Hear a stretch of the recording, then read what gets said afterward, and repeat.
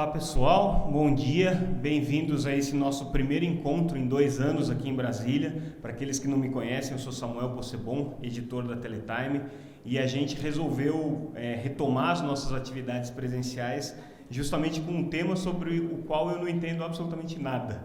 Eu costumo dizer para o pessoal que assim, a Teletime escreve há 25 anos, 26 anos sobre telecomunicações. Eu, particularmente, sou um jornalista que acompanha o mundo das telecomunicações desde então, e as minhas experiências com educação têm sido extremamente restritas às necessidades familiares, principalmente agora durante o período da pandemia, e uma ou outra vez que eu tive que me envolver mais profundamente com a escola do meu filho. Mas o que a gente viu acontecer como jornalista nos últimos 2 anos, 3 anos principalmente, o que a Teletime observou é que esses dois mundos estão cada vez mais próximos, estão cada vez mais interconectados, e acho que a pandemia deixou isso bastante evidente para todos nós. É inevitável que educação e conectividade se unam. Claro que quando a gente fala de educação à distância, isso não é uma coisa nova, já existem políticas e empresas que atuam nessa área há certamente aí mais de 15 anos. Quando a gente fala em programas de levar a internet nas escolas, também não estamos falando de uma coisa nova, mas o que a gente está falando de novo é no momento em que as políticas de educação conectada interferem no dia a dia das políticas de telecomunicações e vice-versa, né? E a gente viu nos últimos 2 anos isso se dar de uma maneira um pouco mais intensificada. A gente começou a ter um debate sobre como que o FUST, que é o Fundo de Universalização de Telecomunicações, poderia ser aplicado na área de educação, e aí a revisão da legislação do FUST trouxe explicitamente a previsão de uma aplicação substancial do FUST na área de educação.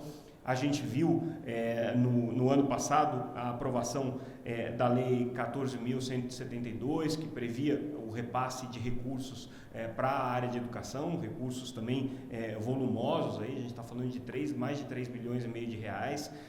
Isso também de alguma maneira interfere nas políticas de telecomunicações. A gente viu o leilão de 5G trazer explicitamente um dispositivo para investimento em educação, então são mais 3,2 bilhões de reais que vão ser aplicados em educação. A gente tem já de muitos anos, e o Dr. Quadros aqui, ex-ministro das Comunicações, está aqui para testemunhar isso, porque ele foi um dos criadores, o GESAC, que desde 2003 tem como propósito conectar pontos de interesse público e educação, escolas, passou a ser foco prioritário do GESAC nos últimos anos. Inclusive esse ano, hoje inclusive eles vão anunciar a ampliação dessa quantidade de pontos. Então cada vez mais as políticas de telecomunicações estão dialogando com as políticas de educação e vice-versa.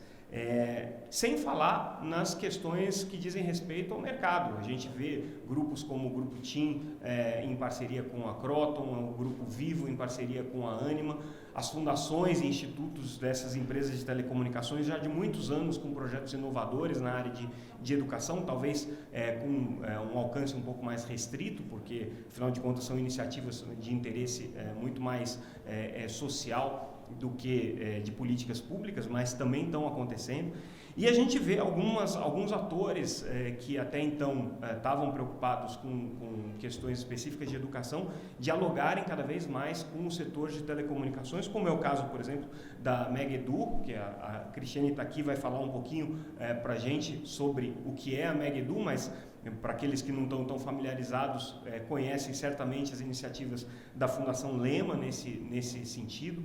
As empresas de telecomunicações, como o Qualcomm, que está aqui patrocinando esse evento, a Huawei, que também está patrocinando esse evento, com projetos ligados à área de educação, a Qualcomm especificamente com um projeto muito interessante de tentar trazer o universo dos dispositivos móveis para dentro do PC e fazer com que esse PC conectado, que era um sonho antigo aí do Nicolas Negroponte, ainda dos anos 90, né, possa se tornar realidade a baixo custo e com conectividade permanente. Então essa é a proposta que está por trás disso. Então são dois universos que tem que conversar. A Teletime eu costumo dizer que é uma habilitadora da troca de informações. A gente vive justamente de tentar trazer informação do governo para a iniciativa privada, da iniciativa privada para o governo, entre atores da iniciativa privada. É isso que a gente faz. A gente catalisa e habilita a circulação de informações e, por isso mesmo, o tema de educação se tornou tão relevante e a gente montou esse evento para vocês. É um evento novo, a gente está tentando trazer essa pauta para o setor de telecom e também tentando trazer o mundo da educação para dentro dele. Então, vocês, por gentileza, assim, sejam bastante condescendentes com as minhas eventuais falhas como moderador e na nossa curadoria, que eventualmente possa ter também tido alguns problemas, algumas lacunas que ficaram. Eu estava até conversando com a Cris ontem, que talvez esse tenha que ser um evento para muito mais dias, porque tem um universo de temas a serem tratados, mas a gente fica muito feliz de retomar esses eventos presenciais, justamente com esse tema tão relevante e com uma agenda tão nova e desafiadora para todos nós que estamos aqui, sejamos da área de educação ou da área de telecomunicações. E aí o nosso primeiro painel, aí já entrando na nossa programação do dia, é para tentar trazer um pouco do diagnóstico. Afinal de contas, qual é o problema que nós estamos tentando resolver? Quais são os desafios que estão endereçados aí nessa questão da educação conectada? A gente está falando de conectar escolas, a gente está falando de conectar estudantes, a gente está falando de conteúdos e aplicações de educação. Qual que é o problema que a gente quer resolver e que, afinal de contas, tantas políticas públicas estão surgindo e se colocando como habilitadoras dessas soluções? Então, para falar sobre esses dois temas, a gente tem a presença aqui do secretário Mauro Luiz Rabelo, que é secretário de Educação Básica do Ministério da Educação e que tem coordenado os esforços de educação conectada do Ministério junto a diferentes atores, inclusive o setor de telecomunicações. Então, secretário Mauro, agradeço imensamente a sua presença. E a gente vai ter na mesma mesa, daqui a pouco, a Cristiane Castilhos, que é CEO da Mega Edu, que também vai trazer para a gente algumas referências mais quantitativas do problema que a gente está falando e vai falar um pouquinho mais sobre a Mega Edu. Mas antes de mais nada, então, eu queria convidar o secretário Mauro para vir ao palco e fazer a sua apresentação inicial. Secretário, por gentileza, peço uma salva de palmas. Obrigado pela presença.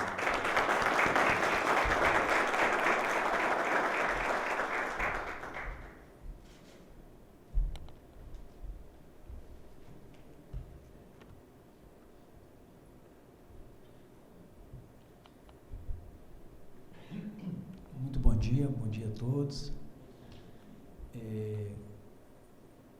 Eu gostaria inicialmente de agradecer o convite, Samuel, obrigado pela oportunidade de estar aqui e poder dialogar com vocês presencialmente, né?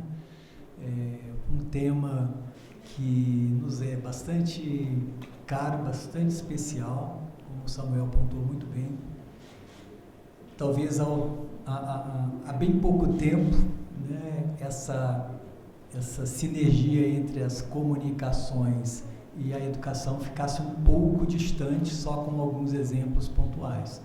Mas, de fato, a pandemia potencializou, né, o uso das telecomunicações como meio de fato, fazer com que a educação se efetivasse. Foi através disso que a escola se transferiu para dentro das residências. Todos nós aqui, de uma forma ou outra, vivenciamos isso, né? Não vou nem falar do trabalho, né? Vou falar do ponto de vista da educação. Então, os professores se reinventaram, as escolas se reinventaram, e agora a gente está nessa ansiedade, né, da volta, né? No Brasil, bastante demorada, por sinal, né? A retomada realmente... O Brasil é um dos países que mais tempo ficou sem aulas presenciais. E o que do aprendizado disso tudo, desses 2 anos, de fato, ele vai entrar no modelo presencial, né? E a discussão grande sobre a educação híbrida tem sido colocada, né, mundialmente, essa questão. Né? Obviamente que, dependendo da etapa, né, do nível, essa discussão é mais potencializada na educação superior, na educação infantil, né? Quando vai para a educação infantil tem muitos prós e contras, então, mas esse debate é interessante. Eu estive a semana passada em 2 reuniões da OCDE, representando o Ministério, e o tema Educação para o Futuro, essa temática, ela está lá de fato presente no debate de todos os países membros, e o Brasil lá como um país convidado que está em processo de ascensão à OCDE. E aqui, obviamente, dentro da temática dessa mesa, fazendo um recorte dentro das políticas do Ministério da Educação, especialmente a Secretaria de Educação Básica, que cuida da pré-escola à EJA, né, ao ensino médio. Então, tem grandes desafios, tem um portfólio de políticas bastante extenso, mas aí nós vamos focar aqui no tema da conectividade, né? O Samuel citou a Lei 14.172, eu vou citar também a Lei 14.180. Por que a Lei 14.180? Para nós, dentro da Secretaria, ela é muito especial porque ela transformou um programa numa política, né? O Programa Inovação e Educação Conectada, com o advento da aprovação da Lei 14.178, ele se materializou numa política. Então, isso para nós é muito especial, porque transforma um programa que está muito bem desenhado, muito bem articulado, né, em algo que é perene, né, que daí para frente, independentemente de governo, ele tem que dar sequência e vai naturalmente evoluir com o tempo, porque o que a gente viu aí, Francisco aí, né, Francisco lá em Barcelona, lá, o que a gente viu das perspectivas do 5G, né, e eu lá com o olhar, Carol, e eu olhar com o olhar da educação, né, tudo que a gente via lá, parece que o pessoal não estava ainda pensando na educação, Samuel,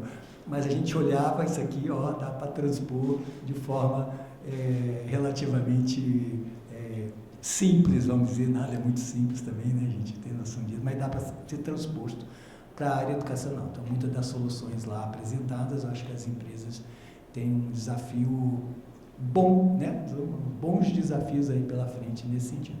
Então, eu vou falar então um pouquinho da conectividade, eu pedi, está aqui, né,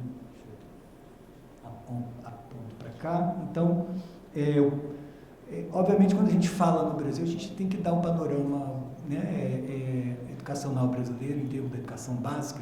Então, estou focando na educação básica, não estou falando da educação superior.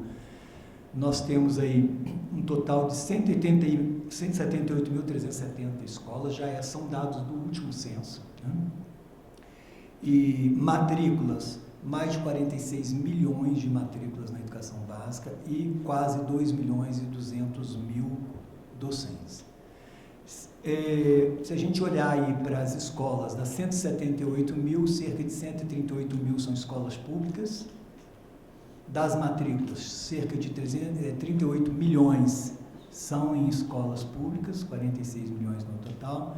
E dos docentes, cerca de 1.700.000 são docentes que atuam nas instituições públicas.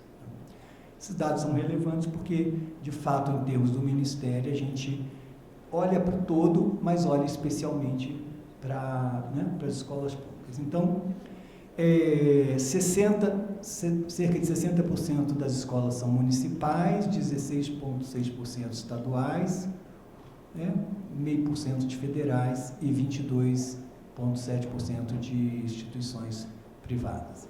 Em termos das matrículas, elas estão divididas assim, ó, municipais e estaduais somam aí 82% mais ou menos, né?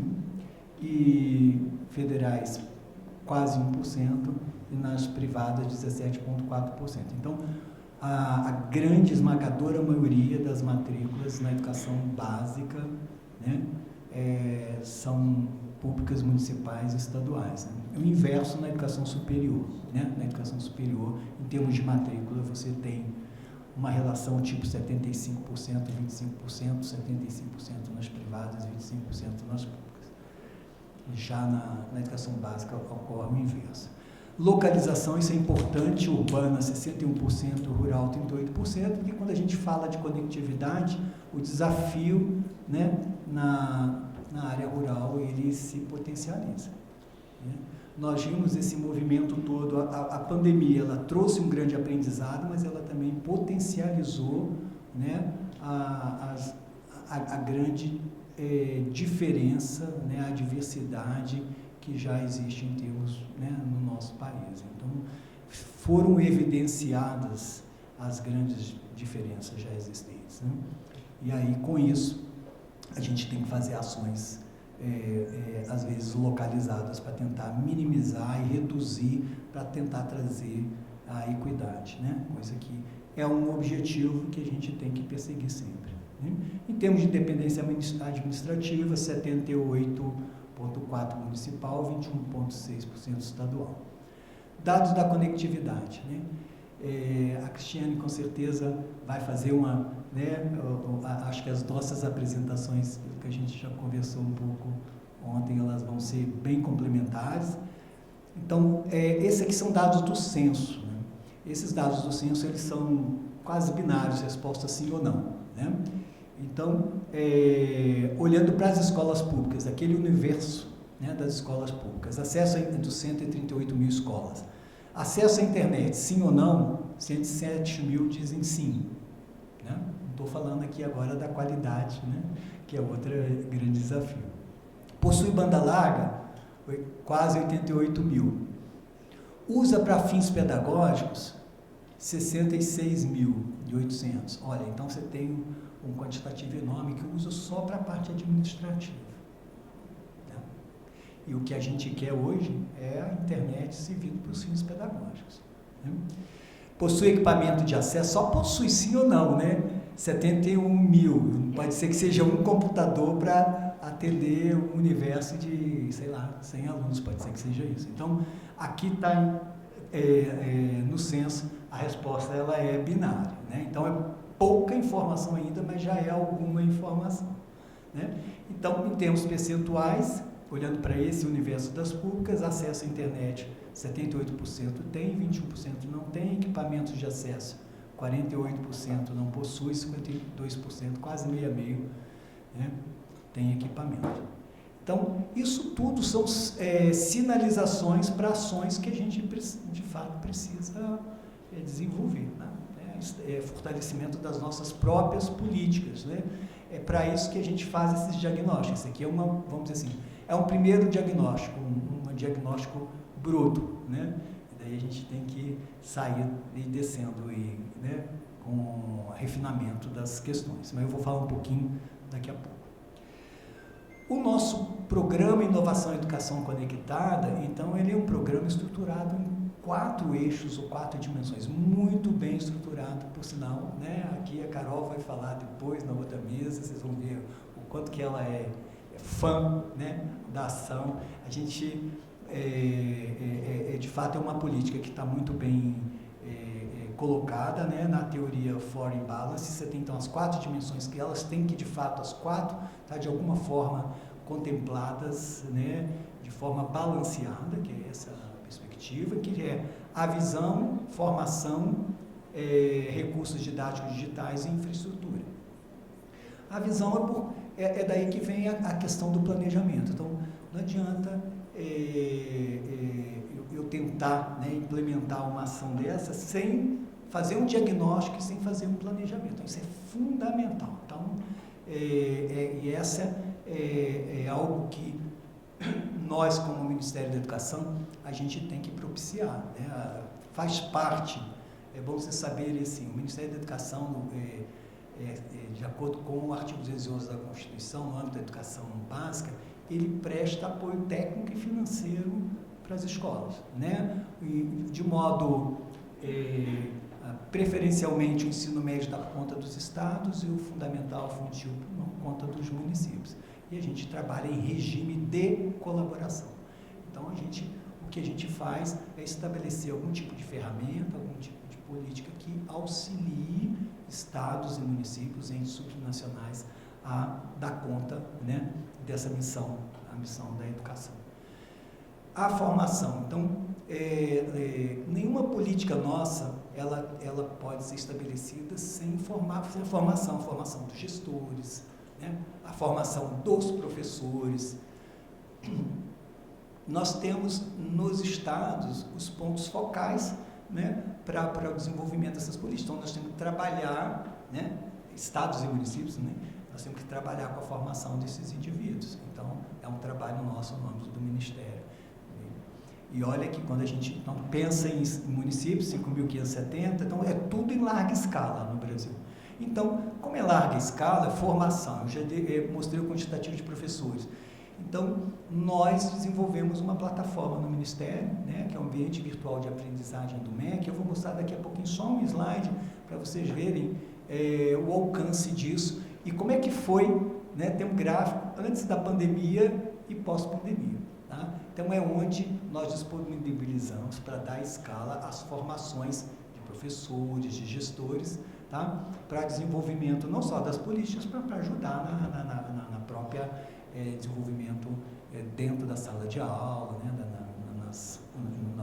Nos temas que a gente julga pertinentes. Por exemplo, durante a pandemia, a gente criou um curso Bem-Estar no Contexto Escolar, sabendo que o retorno, né, a gente precisava ajudar professores e gestores nessa questão ligada, vamos dizer assim, à saúde mental. Então, a gente criou uma formação, mais de 100 mil fizeram essa formação. Tá? Então, tem formações que tem mais de 200 mil professores que já concluíram a formação no âmbito do ambiente, a gente, inclusive, certifica. Né? Algumas até certifica em nível de especialização. Né? O outro, recursos didáticos digitais. Não, nós temos uma plataforma chamada MEC-RED, MEC Recursos Educacionais Digitais. Tem mais de 300 mil recursos lá, né, disponibilizados para a utilização dos professores. E a infraestrutura, né, que aí é onde vem a questão, de fato, da gente dar o aporte, né, para a questão da conectividade, para a questão do acesso aos dispositivos, etc. Eu vou deixar por conta da Carol, porque ela vai fazer isso, né, em mais detalhes. Tá? Então, no âmbito dessas ações, a gente tem dois grandes parceiros aí, né, o CIEB e o NIC-BR. Então, nós estamos disponibilizando o CIEB, um diagnóstico, né, que foi desenvolvido pelo CIEB, e agora disponibilizando para todas as escolas o preenchimento. Aqui tem, vamos dizer assim, um piloto, né, feito, e nós vamos ter esse retrato no Brasil como um todo. Tá? Então, este ano a gente vai ter essa informação, que a gente vai ter o nível de adoção de tecnologia por todas as nossas escolas. Pensa, olha que ferramenta fantástica. Tá? Daí vocês têm esse gráfico, então imagina esse gráfico para o universo brasileiro. Né? Então, se o nível... aqui eu estou assim, para cada uma das 4 dimensões, né, Carol? Como é que está aí o nível, se o nível é emergente, é baixo, é intermediário ou é avançado. Por exemplo, nessa escala, a gente sabe que para a adoção da educação híbrida, em que nível que a escola deve ter, tá? Então, se ela estiver acima daquele nível, a gente sabe que ela, de algum modo, tem a infraestrutura necessária, por exemplo, para o desenvolvimento da educação híbrida. Se ela não tem, a gente tem, de algum modo, ajudar a mudar, né? A subir nessa escala. Então, não é só ajudar os nossos estudantes em relação às lacunas de aprendizagem que ficaram, que é uma grande ação. Nós estamos com a Política Nacional de Recuperação das Aprendizagens, com uma mega ação, com avaliação formativa, com reagrupamento de estudantes, tudo isso é com uso de tecnologia, né? Com reagrupamento dos estudantes de acordo com o nível de proficiência e o deslocamento de estudantes com material estruturado para a recuperação das aprendizagens e 2 meses depois, então isso se desenvolve ao longo de 2022, 2 meses depois faz nova avaliação, faz novo reagrupamento. Nós começamos agora com a primeira aplicação em março e vamos então avançando com essa ação ao longo de 2022 inteiro, né? Então, esse trabalho também precisa da tecnologia. Esse trabalho tem, por exemplo, produção de textos com manuscrito pelo estudante, a gente fotografa o texto ele é interpretado, né? é digitalizado, e com inteligência artificial a gente já oferta uma primeira avaliação daquele texto para o professor só confirmar. Então, a gente está, né, nesse nível dentro do Ministério da Educação, ofertando isso para as nossas escolas de educação básica no Brasil. Estou quase finalizando. O outro, com a parceria do NIC-BR, é a implantação em todas as escolas, né, desse software, que é o medidor de educação conectada. Também que é fantástica essa ação. Quando a gente clica em cada escola ali, que você entra no link, né, clica em cada escola, você vê as informações da escola, você vê o nível, né, a taxa de upload, de download, etc., né, além de informações até do próprio censo. Tá?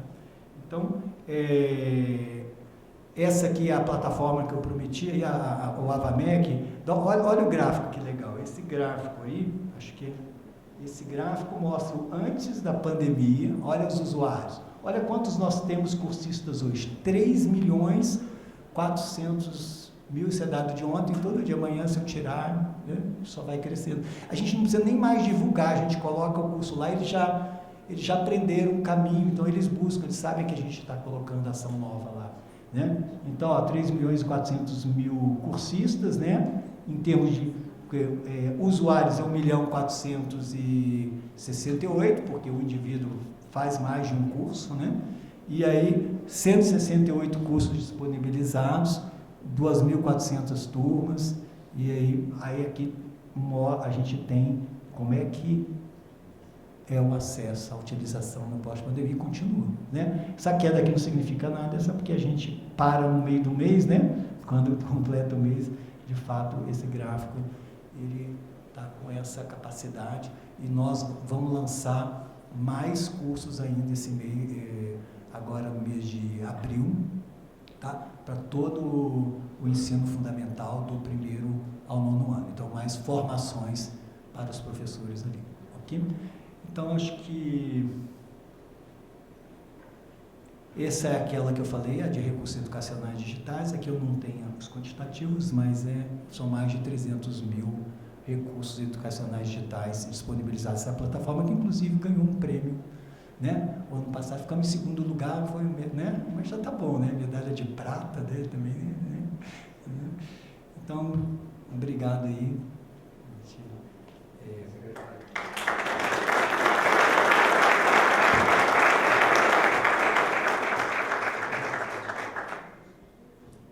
Muito obrigado, secretário, pelos números. Para quem não tem familiaridade com a complexidade e o tamanho do sistema educacional brasileiro, é sempre bom lembrar. E eu acho que o que já fica de mensagem, né, que a gente vai explorar daqui a pouco, a hora que a gente for para um bate-papo aqui com vocês, mas é que não dá para você fazer nada de educação conectada sem pensar em estados e municípios, né, secretário? Assim, o problema está na ponta, então, assim, ainda que a política seja federal, ainda que as iniciativas sejam de âmbito nacional, você tem que pensar local. Cris, eu queria te convidar, então, para você vir para fazer a apresentação pela Megaedu, falar um pouco sobre a Megaedu. Cristiane Castilhos, ela é CEO da Megaedu e é uma das maiores especialistas em educação conectada do Brasil. Obrigado, peço uma salva de palmas para ele.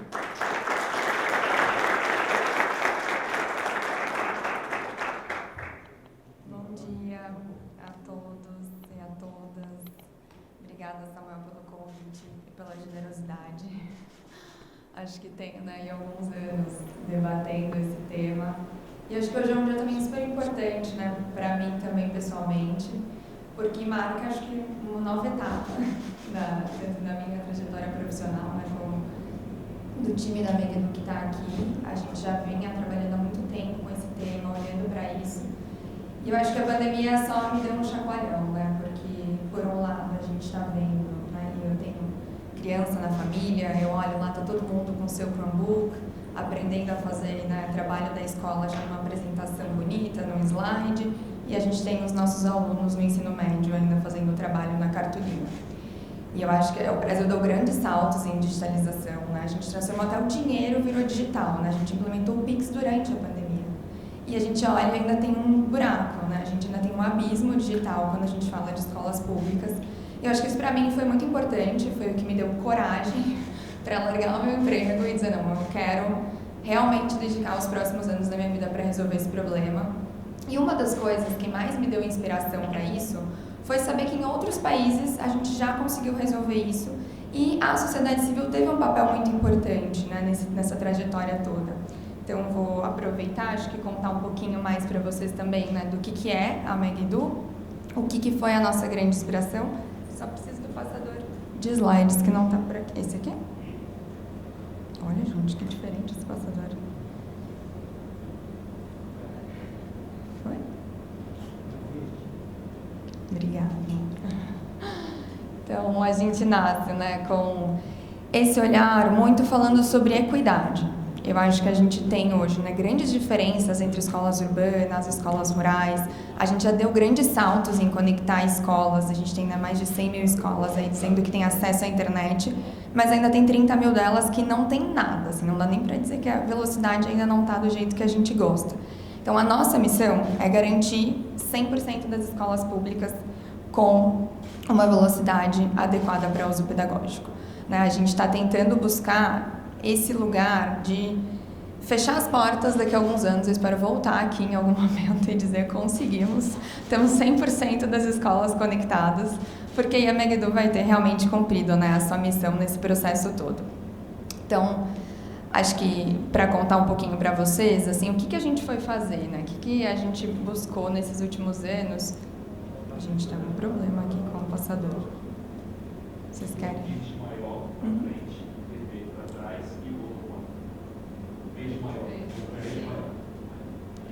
Obrigada. Diferente, parece que eu tenho vontade de botar no ouvido essa aqui já. Então, o que foi essa inspiração, né? A gente foi para fora tentar entender o que tinha feito alguns países terem resolvido esse problema, e a gente se deparou com a Education Superhighway, que é uma organização da sociedade civil nos Estados Unidos, que quando começou, eles tinham 10% das escolas americanas que tinham realmente uma velocidade, Wi-Fi na sala de aula, e que em 2020, pôde dizer, estamos fechando um ciclo porque 99% das escolas têm fibra ótica. E por que a gente se inspirou lá? Porque eles têm um modelo muito parecido com o nosso modelo de educação aqui, né? Você tem o governo federal olhando para isso, então o próprio Obama lançou políticas públicas de conexão de escolas, mas a transformação acontece na escola, né? O diretor tem muita capacidade de tomar decisão, e é muito parecido com o que a gente já faz aqui no Brasil hoje, né? Você tem políticas públicas federais, mas muitas vezes lá no nível da escola é onde muita decisão acontece. E o que eu acho mais interessante do modelo é que eles conseguiram criar, né, ser esse apoio para vários diretores, para que eles pudessem ter alguém com quem contar nessa jornada.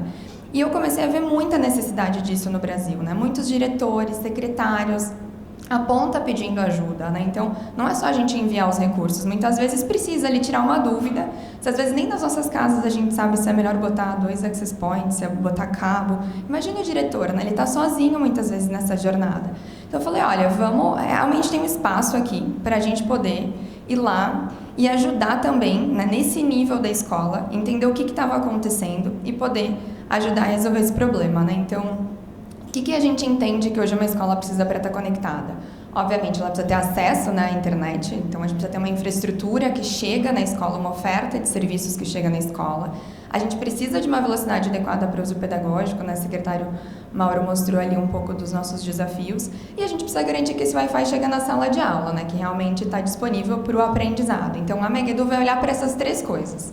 A gente quer remover esta barreira, né? Este gargalo. A gente sabe que uma vez que a gente tirar o problema da infraestrutura, já tem, e achei super importante o secretário reforçar, uma série de recursos digitais disponíveis na plataforma do MEC, formações de professores. Então, já existe todo um ecossistema para ajudar a gente a ter aquelas 4 dimensões em equilíbrio. Mas o mais importante, né, que é o primeiro passo, que é o gargalo, a gente ainda não conseguiu resolver para todo mundo. Então, a Megedu vai focar nessa primeira parte, que é garantir essa infraestrutura para todo mundo. E vai focar fazendo o quê? Então, para diretores de escolas públicas, né, a gente vai estar lá do lado, oferecendo apoio técnico para ajudar esses diretores a entender que tipo de recursos públicos eles podem utilizar, qual que é a velocidade que a escola deles precisa, porque dependendo do tamanho da escola, a velocidade também muda, que equipamentos internos eles precisam. Então, um trabalho bem, né, de apoio mesmo nesse sentido. E, claro, também para as secretarias de educação, técnicos de secretarias de educação, que também passam por esses desafios de fazer um diagnóstico, muitas vezes, da rede deles, de elaborar um plano, de fazer essa contratação, implementar esse plano. Hoje a gente já tem, né, parceria com a Secretaria Municipal do Rio de Janeiro, de Caruaru, Recife e Secretaria Municipal de São Paulo, além da Secretaria Estadual do Paraná e Secretaria Estadual de São Paulo também. Então, a gente está trabalhando nesse nível, né, ajudando esses gestores, mas a gente sabe também, acho que hoje, né, vão ter vários gestores de políticas públicas federais incríveis aqui no próximo painel, discutindo qual que é o papel do governo federal nisso, e aí o que vocês podem contar com a MEG-EDU é esse parceiro para produzir dados, buscar evidências, ajudar a conectar lá na ponta, né, no que está acontecendo na escola.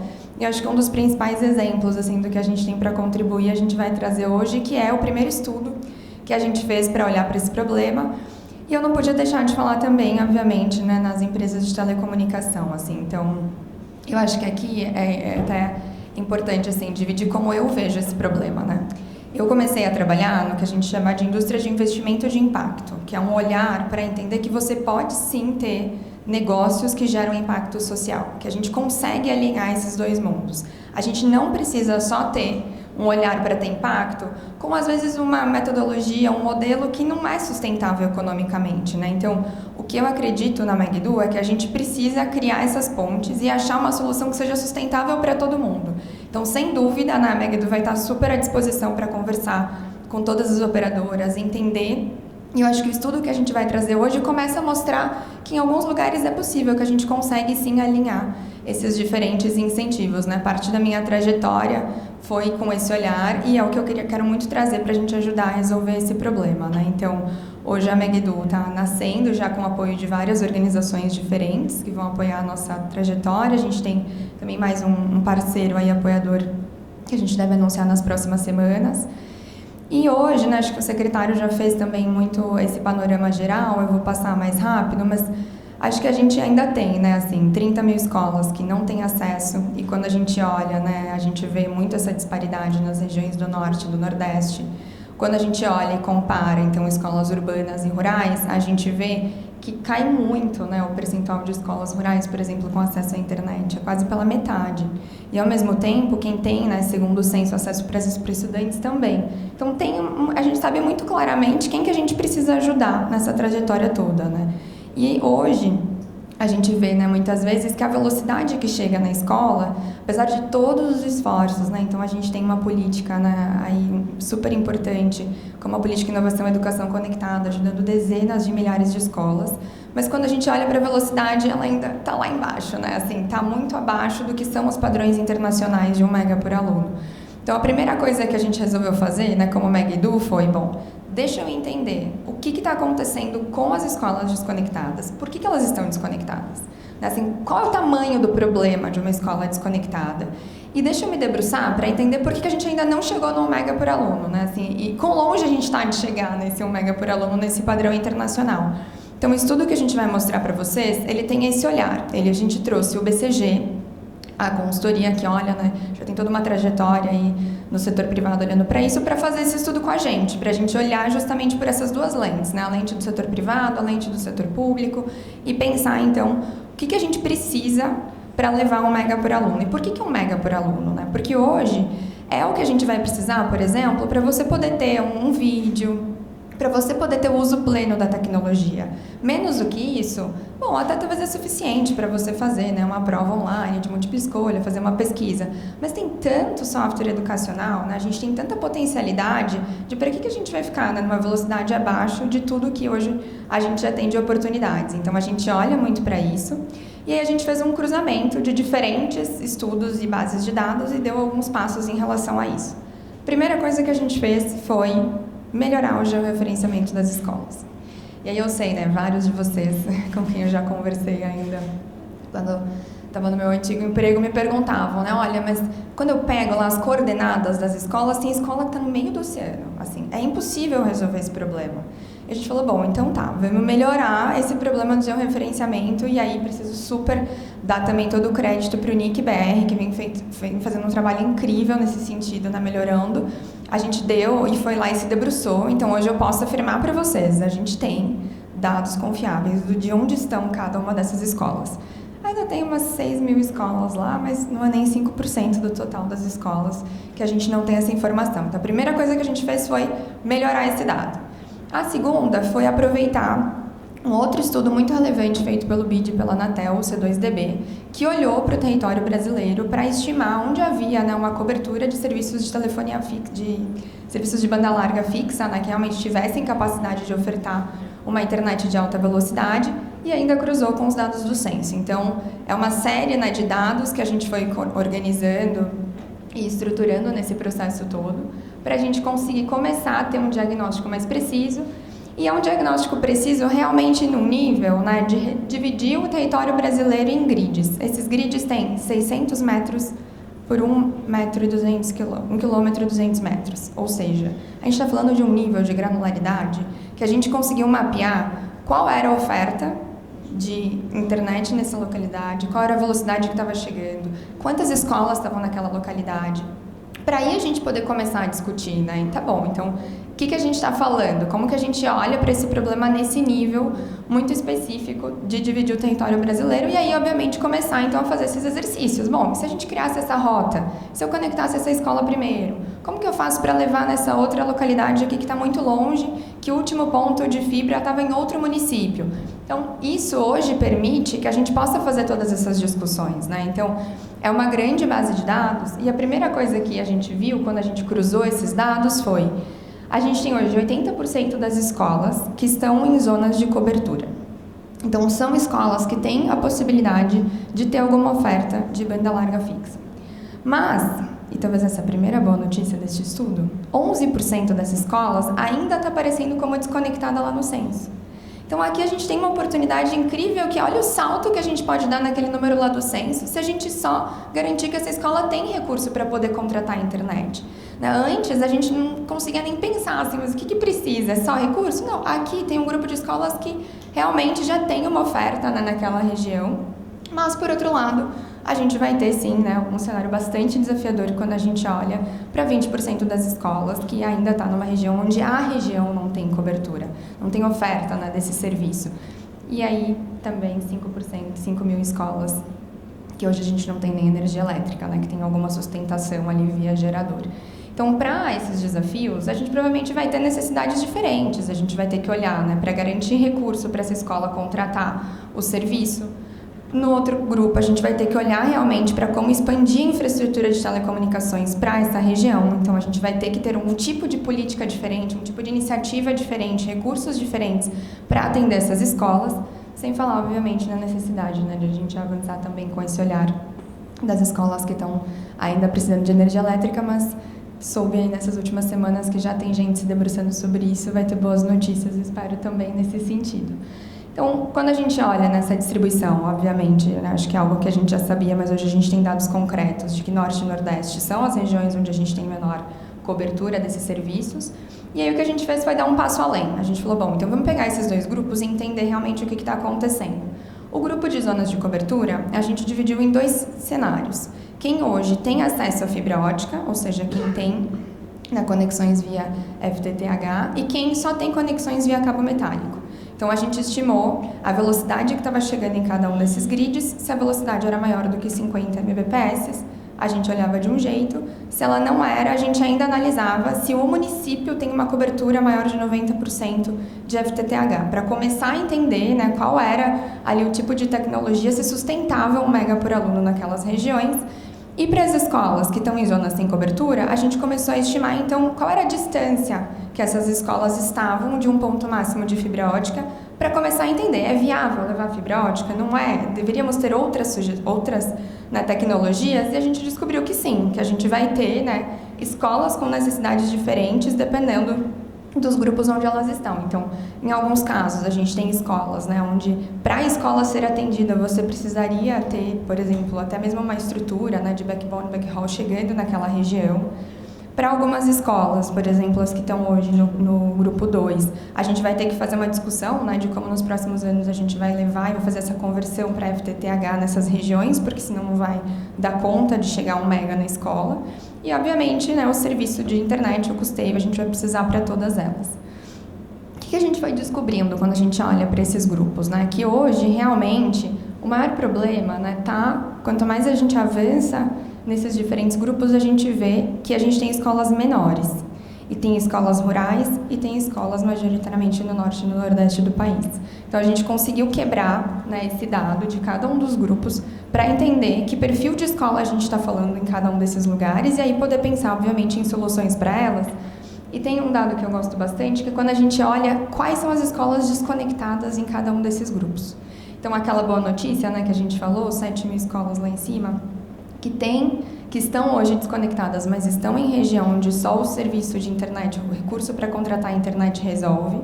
8.000 escolas que estão em regiões onde só tem oferta, né, de uma tecnologia fixa via cabo metálico.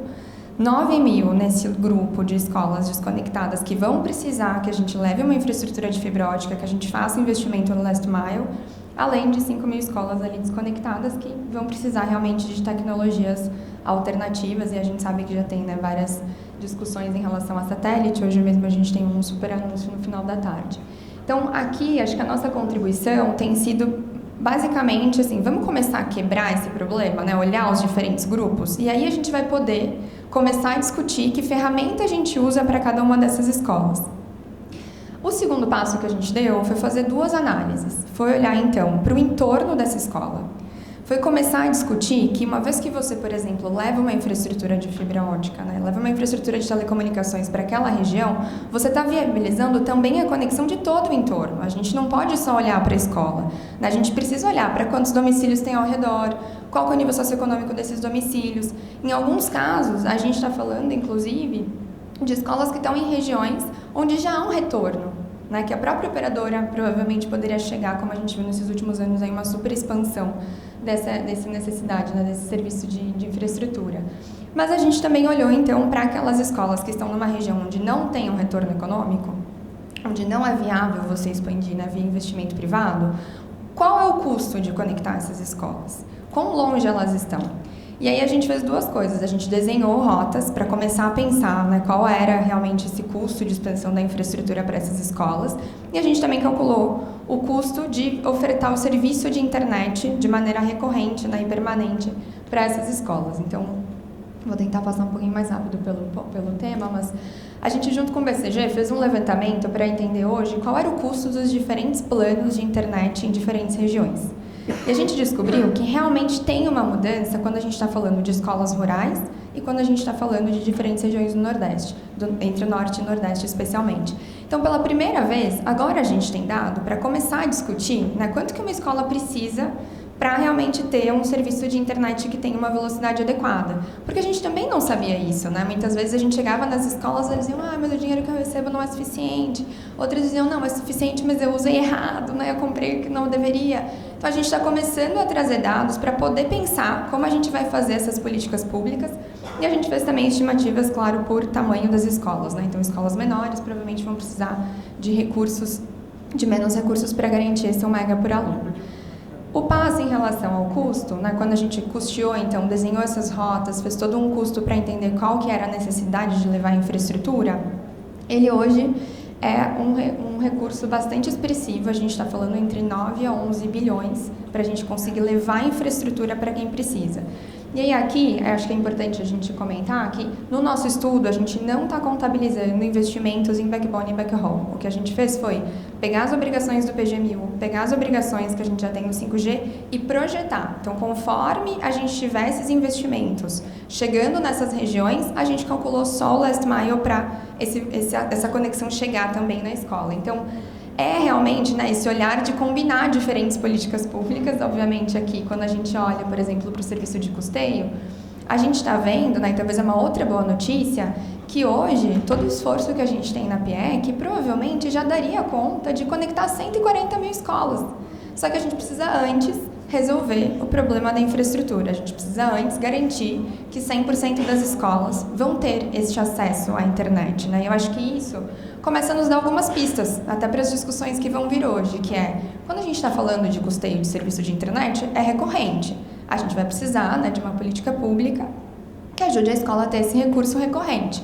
Quando a gente está falando, por outro lado, de um investimento em infraestrutura, a gente está falando de recursos que é one time. A gente poderia aproveitar, né, vários desses recursos que a gente tem hoje, que são datados no tempo, para dar esse salto, né, tirar esse gargalo da infraestrutura, e aí depois você consegue também com outros recursos ir complementando e garantindo a sustentabilidade de uma política como essa. Então, quando a gente olha também, né, para o grupo 4, que precisam de tecnologias alternativas, aqui a gente fez uma estimativa com custos de satélite, mas obviamente a gente sabe que tem outras metodologias, tem outras tecnologias possíveis. A gente tem agora, né, até os próprios satélites de nova tecnologia que a gente poderia, sim, estar olhando para isso. Então, mais do que ter, né, talvez números fixos ou uma proposta, o que a gente tem que fazer, o que a Megedu tentou fazer foi trazer os dados, criar uma base de dados no nível das 140 mil escolas que nos permita começar a discutir. E se eu fizesse isso, se eu lançasse aquilo, essa iniciativa aqui? E aí não ter mais sobreposição, né? Não precisar ter várias iniciativas chegando na mesma escola, a gente conseguir canalizar esses recursos para diferentes escolas. Então, esse é um pouco o lugar onde a gente pretende, né, seguir contribuindo, seguir melhorando esses dados, fazendo novas análises. Quem tiver, né, olha, eu queria fazer uma análise usando tecnologia tal, manda para a gente tem também os dados, por exemplo, das antenas, né, de 4G e 5G, de acordo com os compromissos, então a gente consegue também discutir, será que conexões móveis seriam realmente uma solução para a conexão de escolas? A gente poderia estar olhando, né, para isso junto com vocês. E o outro passo que a gente deu, que eu acho que também é super importante, é, quando a gente começou a olhar para o entorno econômico, o que a gente descobriu? Então, tem um primeiro grupo de escolas que tem hoje já acesso na tecnologia de fibra, e tem 8 mil escolas que elas estão numa região onde o retorno para conectar essa escola se paga em menos de 30 meses. Então, o payback de conectar, de fazer um investimento de infraestrutura para chegar naquela escola se paga porque a gente começou a mapear os domicílios que estão ao redor, a gente buscou o nível socioeconômico desses municípios, desses domicílios, olhou quanto eles gastam, né, segundo a pesquisa do CETIC com internet, e tá vendo que tem um retorno ali, né? Obviamente a gente usou 30 meses inicialmente para ter uma estimativa, mas a gente também pode discutir, né? Assim, é mais, é menos, né? Até onde a gente poderia ter uma expansão de infraestrutura por meio de um investimento privado. E aí é claro que aqui a gente também pode discutir, por exemplo, recursos reembolsáveis, né? Então, será que se a gente tirasse esse CAPEX, será que a gente tirasse esse custo inicial de levar esse last mile até essas escolas, a gente aceleraria esse processo? A gente poderia ter mais 8 mil escolas dando um salto aqui? Pode ser também uma discussão para a gente fazer. Então, a gente tentou, né, organizar essas escolas com essas informações para começar a poder ter viabilidade de uma discussão. Mas aí a gente sabe que tem, né, 46 mil escolas que hoje não teriam condições de chegar em 1 mega por aluno, porque a tecnologia que está chegando lá não daria conta disso nos próximos anos, e a gente vai precisar pensar assim como ter realmente, né, um incentivo muito forte para conseguir fechar esse abismo, né, esse abismo digital. Então, acho que hoje a gente está, né, super se colocando à disposição para seguir fazendo essas análises, esses estudos. Eu acredito firmemente de que é possível. Acho que eu passei anos discutindo o problema, e eu acho que cada vez mais, né, quando eu olho lá fora, tem iniciativas concretas, né, eles conseguiram resolver o problema, a gente está buscando inspiração na Education Superhighway, aprendendo tudo que eles fizeram lá que a gente pode trazer para cá. A gente tem diversas políticas públicas, eu acho que a gente vai olhar hoje durante o dia para isso, assim. Então, a gente vê vontade política no Ministério de Comunicações, MEC, Anatel, todo mundo querendo realmente resolver esse problema. A gente tem uma quantidade de recursos significativos, então, pela primeira vez, né, a gente tem uma ordem de grandeza de recursos que nos permite olhar para esse problema. Se a gente souber usar bem, né, às vezes 10 milhões que a gente investe de um lugar destravam outros 20, 30, então essa conta não é linear, né? Não é porque o custo de levar a infraestrutura é 9 a 11 que a gente não consegue dar um salto relevante com os recursos que a gente tem, a gente acredita que dá. Obviamente, o próximo passo agora vai ser a gente discutir quais são os modelos, então, para fazer essa expansão de infraestrutura, né? Vai ser uma rede compartilhada, vai ser uma rede neutra, quem que vai fazer essa manutenção? A gente sabe que tem uma série de discussões, e E acho que a Mega Edu está aqui para contribuir, né, e poder estar nesse lugar também de trazer dados, estudos, trazer essas evidências, olhar lá para fora, ver o que aconteceu, o que deu certo, e mais do que isso, estar junto com o diretor lá na escola, né? Então a gente está estruturando uma organização nova, eu estou dando este passo de empreender, largar meu emprego, realmente focar nos próximos anos nisso, para ajudar esses 140 mil diretores que muitas vezes também precisam de ajuda. Então, vocês podem contar também com a gente como alguém que vai conseguir, né, fazer essa comunicação entre as grandes políticas públicas e o que as escolas e as secretarias estão precisando lá na ponta. Muito obrigada.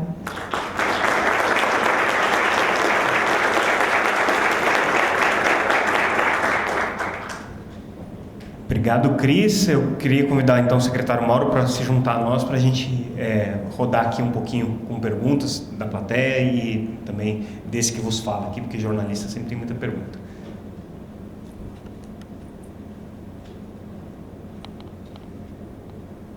Excelente apresentação, Cris. Eu acho que complementa muito a visão que o secretário havia trazido com relação à complexidade, né? A gente tem um cenário aí que está evidentemente disperso no Brasil afora. Eu imagino que fazer esse levantamento, esse mapeamento aí dessas microcélulas, né, que vocês fizeram de 600 por 1 quilômetro, 200, 600 metros por 1 quilômetro, 200, deve ter sido um trabalho bastante complexo. Mas pelo menos a gente agora sabe do que a gente está falando, né? Assim, quanto que custa você levar conectividade a escolas e onde estão os principais problemas, os principais desafios. E aí começo contigo, secretário.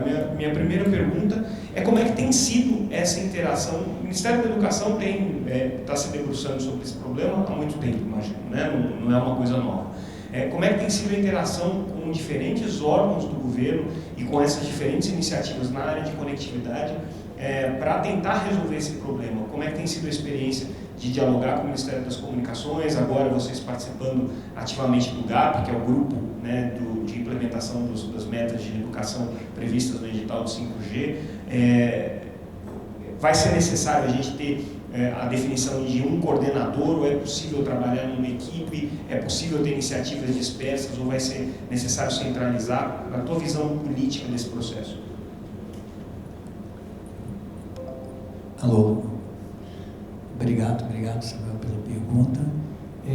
De fato a gente trabalha em parceria, né, com o MCOM. Nós temos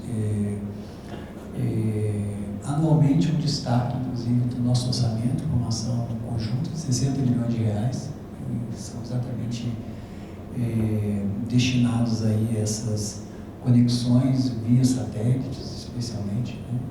Nós temos aí a ação no âmbito da Amazônia Conectada, do Nordeste Conectado. Então nós estamos, junto com a Defesa também, atuando. O projeto Amazônia Conectada, ele é um projeto belíssimo, né? Que é aquele que vão a rede, né, fluviais, os cabos fluviais, que é vamos dizer assim, quase que uma etapa zero, né? Porque depois você tem que sair das estações, né, e daí fazer a conectividade com as instituições, né? É óbvio que nesse caso específico não são apenas as escolas para levar a conectividade para a comunidade, de modo geral, mas o nosso foco é sempre chegar até as escolas, né? Não temos trabalhado com isso. Tem uma parte de infraestrutura, quer dizer, que a gente aporta, mas tem a parte também da questão do custeio, da própria manutenção, né, dessa rede, desses cabos, né? Então, esse ano a ação ela foi só de custeio. No ano passado foi uma ação mesmo ainda de passar a cabo, não sei quantos quilômetros, não lembro, não tenho o dado aqui, mas a quantidade razoável. E esse ano é uma ação de custeio. Então, são parcerias que, de fato, têm dado muito certo, né? E é isso, né? A gente tem que unir esforços, trabalhar em conjunto, porque o desafio é grande, está bem posto. Eu acho que o diagnóstico mostra, né? Esse mais o que nós vamos ter, né, Carol, daqui a pouco, com as 138 mil escolas respondendo, né? Acho que vai ser muito bom, né? Vai ser muito bom para a gente mostrar e pedir sempre a parceria, né? Isso, né? A gente precisa de todo mundo para ajudar aí a buscar a equidade. É muito difícil, né, nesse nosso país, mas é isso, a gente vai perseguir e vamos chegar lá, né? Então, gostei, né, do lema, né, Cristiane? 100% de conectividade para todos, né? A conectividade é necessária para a ação pedagógica. Cris, na tua apresentação não pude deixar de notar que você em vários momentos se referiu ao papel da Mega Edu na interação com as escolas, com os diretores de escolas, com, enfim, quem está na linha de frente desse processo. E aí eu me lembro sempre de uma frase que foi, para mim, foi dita pela primeira vez pelo secretário de Telecomunicações atual, Arthur Coimbra, daqui a pouco vai ser conselheiro da Anatel, mas que ele diz o seguinte: o problema que a gente tem para fazer política pública não é arrumar o CAPEX. O CAPEX é relativamente fácil de você achar, né? O investimento inicial. O problema depois é o OPEX. E o OPEX, aí não é frase dele, já é um raciocínio meu, não é só o dinheiro. Não são esses 200, 300 milhões por ano, 230 milhões por ano que vai ser necessário. É quem cuida, né? Quem é a pessoa que está tomando conta daquela conectividade, quem é a pessoa que está garantindo que aquilo está sendo mantido, está adequado às necessidades dos alunos, cuidando, obviamente, a gente está falando de escola, então de todos os protocolos de segurança, de gestão de conteúdo e tudo mais. Você acha que vai ser necessário algum tipo de ação nesse sentido de qualificação das escolas, dos gestores escolares, para administrar um ambiente conectado? Samuel, eu hoje, né, assim, conversando com muitos diretores e tentando entender assim deles, né, quais são as dificuldades, quais são os problemas que eles têm, a gente acaba tendo basicamente dois perfis. Assim, muitas vezes a própria Secretaria de Educação já tem a sua equipe de TI que dá todo esse suporte para a escola. Então, tem algumas secretarias que tem sim já uma pessoa dedicada para quem a escola muitas vezes liga. Então, a gente, né, também já tentou, pessoalmente, eu já tentei ajudar escolas a instalarem um medidor de educação conectada e muitas vezes para instalar precisa desativar o firewall. E aí quem faz isso é a secretaria, né? O diretor não consegue ele sozinho botar a senha do administrador para conseguir fazer o download.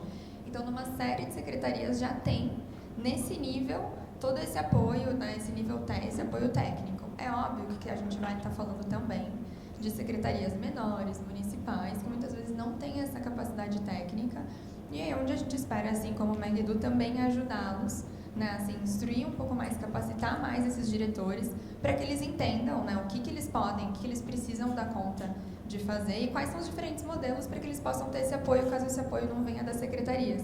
Mas acho que o próximo passo que a gente também vai se debruçar esse ano é ter um diagnóstico mais preciso do que acontece na infraestrutura interna da escola, né? Hoje aqui a gente foi muito até o serviço de internet, mas esse ano a gente vai olhar e fazer um diagnóstico também de quantos equipamentos, que roteador, quantos access points cada escola tem, o que eles precisam de ajuda para manter, quem tem cabo, como faz, para de repente poder voltar aí no próximo evento e te trazer mais esses dados. Eu percebo que obviamente o goal, né, o objetivo principal é conectar a escola com fibra, porque em tese com fibra você tem uma conectividade ilimitada, né? Mas é óbvio que a gente está falando hoje da chegada do 5G com possibilidade de trazer velocidades similares à fibra em determinadas condições, e a gente sabe que o Brasil é um país muito desafiador. Você mesmo colocou aqui, tem 5 mil escolas que não tem nem energia elétrica, né? Então, assim, se não tem energia elétrica, não tem nem muito o que fazer, a não ser, né, buscar fontes de alimentação para aquela escola antes de você começar a pensar em qualquer tipo de problema. Você acha que no Brasil, para esse desafio que vocês estão buscando, vai ser necessário uma diversificação tecnológica? Assim, você acha que o Brasil, diferentemente dos Estados Unidos, em que predominantemente foi fibra, né? Daqui a pouco a gente vai mostrar uma entrevista com o CEO dessa iniciativa que a Cris mencionou, que é a Education Superhighway, que é uma das inspirações aqui para a atuação da Mega Edu. A gente fez uma entrevista com o CEO e ele conta um pouquinho como é que é essa experiência. A gente vai mostrar na parte da tarde. Mas lá foi predominantemente fibra. Você acha que aqui no Brasil a gente vai ter que diversificar um pouco? Sem dúvida, né? Acho que os grupos 4 e 5 do estudo mostram isso. Então, a gente conseguiu observar que hoje a gente tem muitas escolas que estão a mais de 35 quilômetros do ponto máximo de conexão, né, identificado ali pelo estudo. Então, se a gente tentasse, obviamente, conectar essa escola com fibra no curto prazo, seria quase inviável, né, pelo custo, pelo tempo que isso leva. Então, a gente entende, sim, que a gente vai precisar de tecnologias alternativas, e acho que o próprio estudo mostra isso, e a gente vai poder analisar, né, quais essas tecnologias realmente garantem esse 1 mega por aluno e quais delas são mais eficientes economicamente, né, obviamente. O 5G poderia ser uma conexão porque tem uma melhor qualidade, poderia levar, né, uma alta velocidade, mas também para ter uma antena a gente precisa ter o cabo de fibra. Aí a discussão é mais o que é mais barato, né? Você colocar uma antena na escola, um receptor para pegar aquele sinal móvel, ou fazer o last mile, já que a antena já chegou até ali. Então, não vai ser para todo mundo, né? Aí a gente vai ter que olhar essas especificidades e talvez quebrar, né, dentro dessas diferentes distâncias, assim, para entender nesse nível. O próprio Starlink também tem, né? Acho que a gente tem uma discussão aí posta sobre se é ou não uma tecnologia viável para conectar escolas. Talvez sim, dependendo da região onde a gente vai ter essa oferta, né? Será que é a região onde a gente está precisando de satélite? Porque aí a gente também tem que entender qual das diferentes tecnologias vai ser mais eficiente economicamente, já que temos que usar muito bem, né, os recursos que temos. Você mencionou o satélite, eu volto para o secretário Mauro, o ano que vem, né, acho que, se eu não estou enganado, no ano que vem, o GESAC, que é esse programa, um dos talvez os mais longevos que a gente tem de conectividade no Brasil, completa 20 anos, né? Hoje o foco dele está principalmente em educação. A experiência do Ministério da Educação, que é um dos fortes financiadores aí do GESAC, né, boa parte dos recursos acaba saindo do orçamento de vocês. Na experiência de vocês, a experiência de conectar escolas com satélite foi uma experiência positiva? Olha, eu acredito que sim, porque de fato, se não tivesse sido feito isso sequer, a gente teria, né, alguma conectividade em várias regiões, né? Nós tivemos a oportunidade, nós fizemos encontros regionais, né, com os secretários, tanto estaduais como municipais, nas diversas regiões. Nós vamos fazer o último agora no Centro-Oeste. Nós começamos com a região Norte, no ano passado, em setembro, presencialmente mesmo, e fomos para Roraima e, né, levamos os secretários para lá, para exatamente discutir as especificidades da região e visitar, né? Porque, assim, uma coisa... eu não sou da região Norte, obviamente que eu já tive algumas oportunidades de ir, mas nunca com foco de ir em loco, ver uma escola, ir numa comunidade indígena, ir num abrigo de refugiados, ver como é que a coisa está funcionando. Então, conhecer em loco essa experiência, ela é realmente fantástica, né? A gente foi como equipe no Ministério, no caso das 3 secretarias finalísticas aí, que atuam na educação básica, levando os diretores, e lá, né, tivemos essa oportunidade de ver onde tem satélite, onde funciona, onde não tem nada, onde não tem energia elétrica. Tem uma escola numa comunidade que sequer tem parede, né, que é simplesmente um galpão com um quadro preso numa pilastra, e é ali que as aulas acontecem. Então os desafios são grandes ali, né, Cristiane? Eu acho que naquelas 5.000 a gente precisa, não sei se vocês já abriram, né, porque tem diversas categorias, né? Porque você tem, Samuel, escola indígena, por exemplo, com um aluno, e é uma escola, e a secretaria precisa montar uma estrutura para atender aquele aluno naquela comunidade. Então tem que ter professor para aquele aluno, tem que ter, né? Então acho que ali a gente precisa talvez categorizar, né, naquelas 5.000, que é um grande desafio que sequer energia elétrica tem, mas entender melhor, né, o problema ali. Agora, pelo diagnóstico que a Cris trouxe, que certamente vocês já tiveram acesso antes, né, isso tem sido discutido com o MEC, acredito eu, boa parte desse desafio de conectividade, não estou falando das 5.000 que não tem nem energia elétrica, porque realmente essas estão assim no extremo do desafio, mas boa parte delas é acessível, inclusive, com atratividade econômica, com atratividade de mercado. Vocês acreditam no Ministério da Educação que é possível esse tipo de parceria em que as empresas tenham uma atuação remunerada para prestar esse tipo de serviço, quer dizer, que não seja um serviço prestado pelo próprio Estado ou por uma estatal, como é o caso especificamente do programa GESAC, e que a empresa possa ter aquilo como uma atividade econômica? Olha, eu quero crer que sim, né? Acho que a gente tem que trabalhar nessa perspectiva aí, porque como eu disse, juntando esforços para poder resolver o problema. A gente não resolve de uma única forma, nem um único modelo que vai resolver o Brasil na diversidade como um todo. Então, e algumas atuam, né, em regiões específicas, outras, né, mesmo que você fizesse um processo único, você não teria talvez uma atuando, né, em regiões específicas, por exemplo, da Amazônia, né? Nós estamos desenvolvendo, viu, Samuel, vamos lançar em breve, a Carol também acho que vai falar um pouquinho, um programa específico Norte e Nordeste, tá? Que chama Educa Mais Norte e Nordeste. Vai ser lançado agora, possivelmente no final do mês de maio, tá já finalmente, vamos dizer assim, e aí um dos eixos, obviamente, é essa questão da infraestrutura tecnológica, né? Tem que estar presente lá.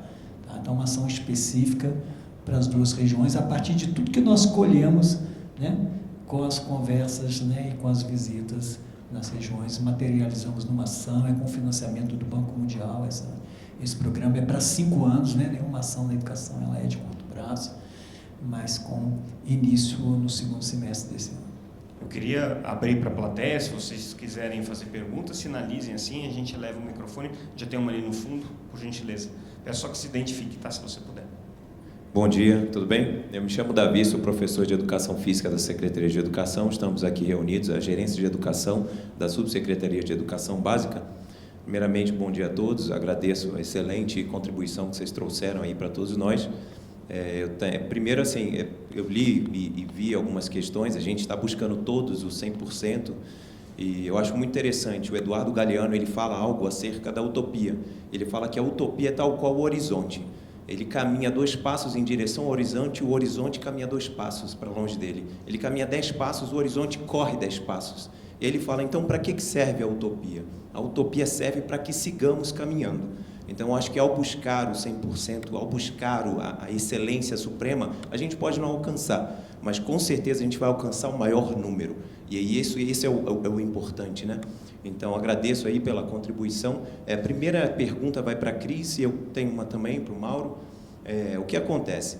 Para a Cris, ela trouxe a questão do 5G. Eu me interesso muito pelo 5G, muito mesmo. Eu participei de vários painéis falando sobre o 5G, e ele tem uma conexão direta, com certeza, com a educação à distância e também com a pauta que eu trabalho, que são jogos e esportes eletrônicos.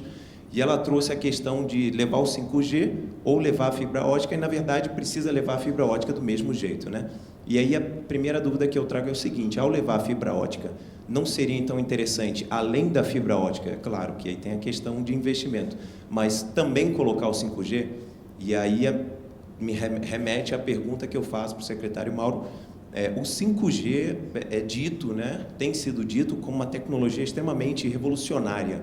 Ele não é só um salto de qualidade, ele é um salto para o espaço, é sair da atmosfera da Terra de tão revolucionário que ele promete ser.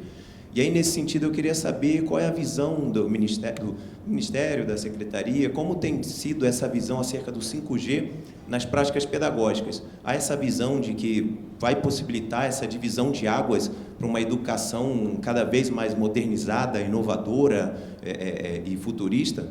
Então, muito obrigado aí, novamente. Cris, você quer começar, o secretário? Como vocês preferirem.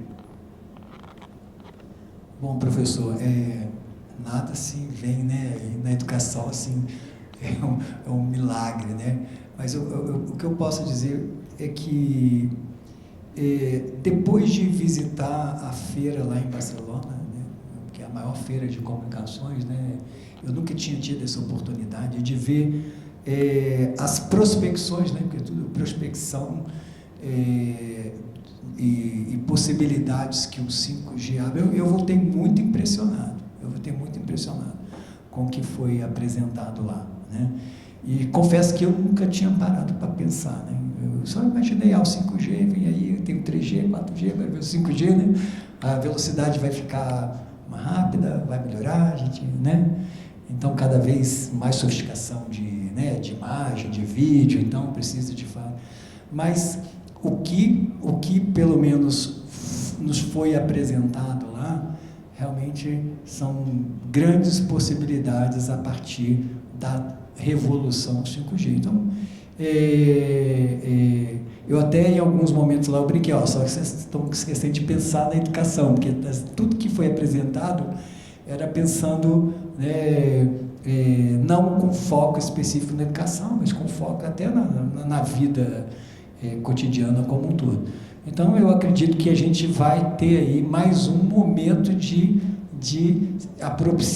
apropriação de uma nova tecnologia e poder reverter isso nas práticas pedagógicas.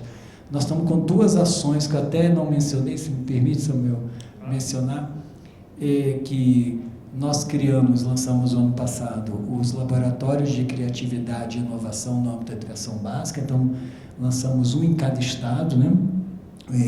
Tudo que a gente faz é por adesão.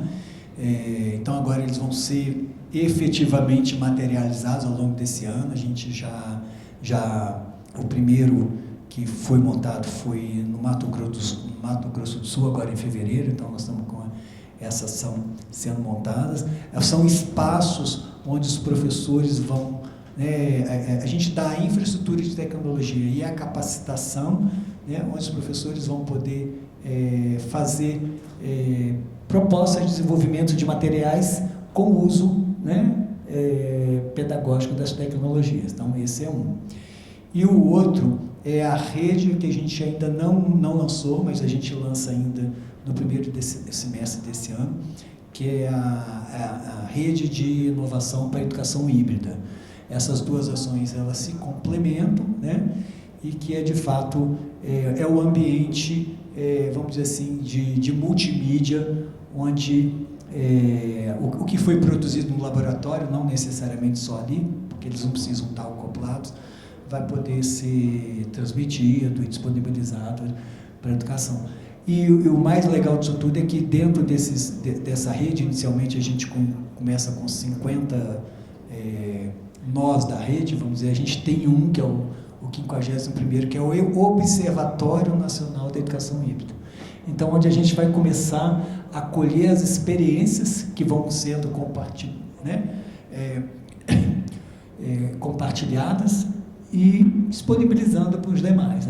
Acho que a gente vai dar um salto, porque a gente vai talvez até entrar nessa dimensão, dessa possibilidade, desse percentual no âmbito da educação básica, que também, especialmente no ensino médio, que pode ocorrer à distância. Então, tem um universo de possibilidade, aí acho que o 5G vai ajudar também nesse desenvolvimento dessas ações, nesse observatório. O próximo ano, certamente, o senhor vai novamente a Barcelona. Eu vou te dar um conselho como alguém que já vai a Barcelona desde 2005, acompanha esse evento, desde que ele chegou em Barcelona. A gente chega lá, fica um pouco assustado com o que vê e fala assim, não é possível, nós estamos muito atrasados aqui. Mas as coisas demoram um pouco para acontecer, tá? É um passo depois do outro, então aquelas coisas todas que o Chico te mostrou lá, no stand da Qualcomm, são maravilhosas, mas elas não vão acontecer amanhã, tá? Dá tempo da gente respirar aqui, não precisa morrer de ansiedade, tá? Mas assim, eu já usufruí, pessoalmente, eu voltei de lá, eu já resolvi o meu problema de internet dentro de casa, já comprei aqueles mesh lá, já instalei, isso, pronto, sim. Agora até no quintal eu já tenho a internet. Agora, olha só um exemplo simples, secretário, de problemas que a gente tem que resolver. Muitas vezes o Wi-Fi na escola está congestionado, o Wi-Fi que não está funcionando direito, no banheiro não pega, no banheiro não tem que pegar o Wi-Fi, mas enfim, na sala da diretora pega, mas na sala do primeiro ano não pega, Você bota uma rede mesh na escola, que é um negócio simples e barato, você resolve o problema da cobertura de Wi-Fi, tá? Não tem mais aquele problema do Wi-Fi que não pega. Problema simples que pode se resolver. Com relação à questão do 5G, Cris, eu vou te deixar responder ao nosso professor ali, porque ele está ansioso para saber das possibilidades do 5G na conexão em escola. Muito brevemente, acho que eu estou super de acordo com o secretário Mauro. Assim, acho que a gente ainda não tem exemplos, evidências, a gente ainda está descobrindo o potencial dessa tecnologia em geral e quem dirá ainda para a educação, né? Acho que a gente tem muito ainda para pensar e pesquisar juntos.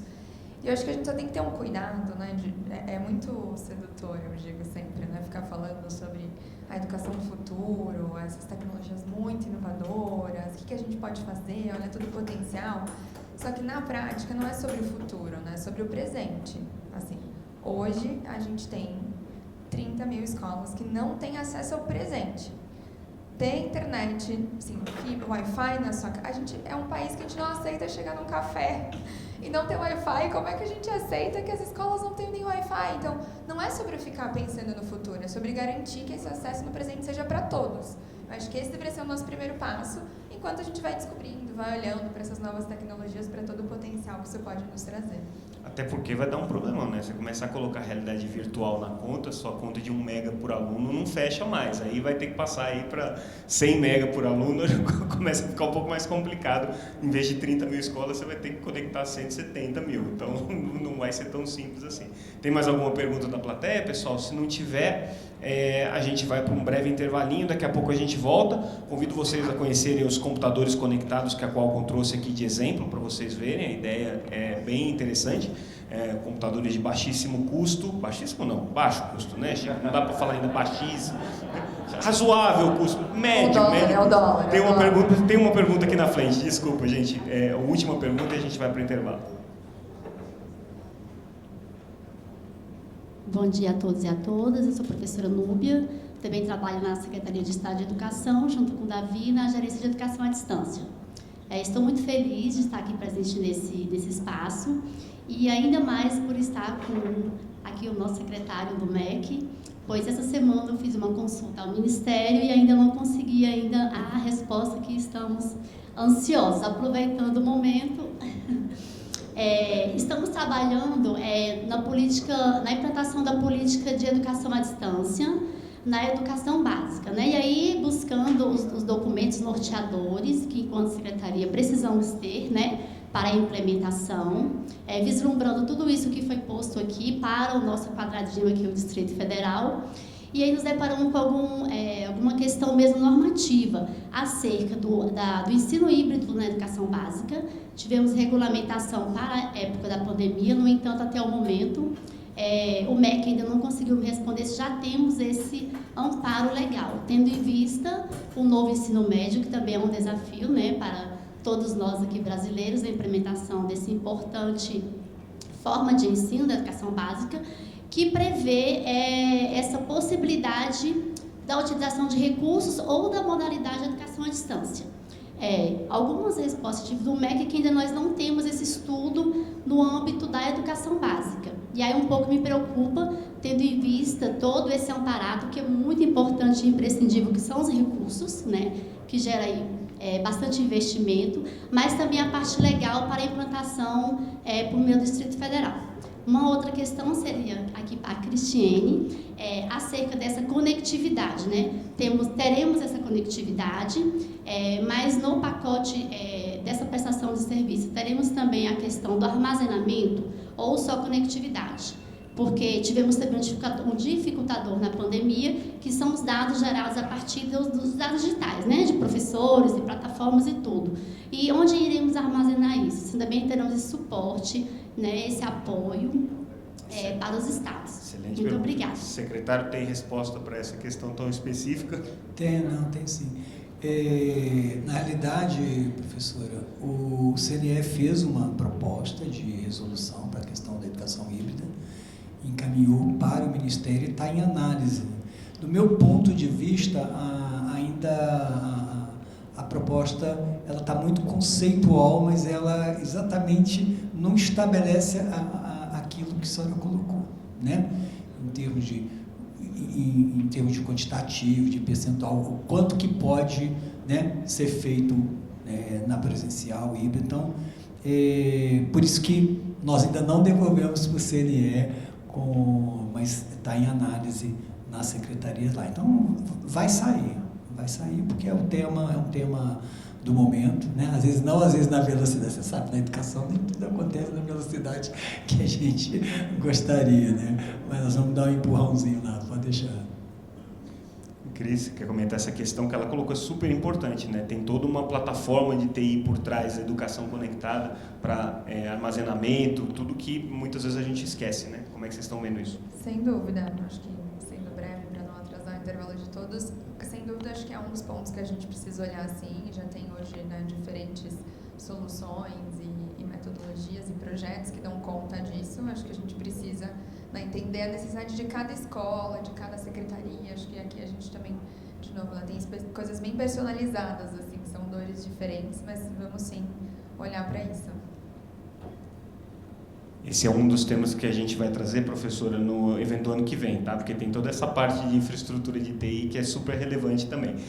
Bom, pessoal, agora, para valer, convido vocês então para esse breve intervalo e a gente volta às 11 horas para o nosso próximo painel. Obrigado mais uma vez, obrigado aos nossos participantes.